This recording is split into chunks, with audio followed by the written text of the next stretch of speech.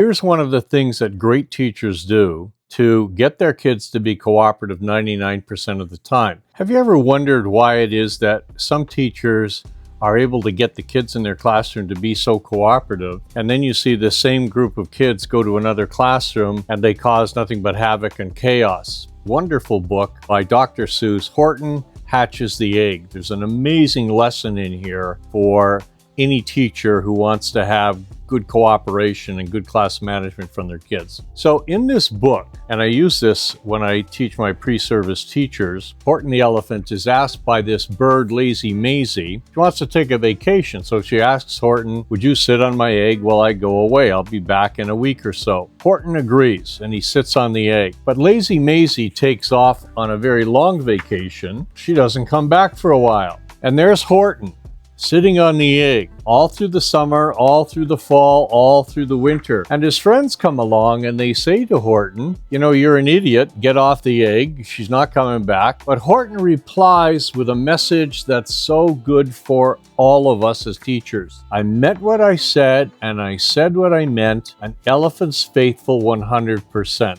An amazing lesson in there for you with class management and managing student behaviors. You've got to mean what you say when you tell kids there's going to be a consequence for their action, be they good actions or bad actions, and always follow through. Never bluff. You can never lie to your kid. The problem with not following through with your students is that they'll catch on very quickly that sometimes it's your mood, sometimes it's which kid does something, you have favorites, etc.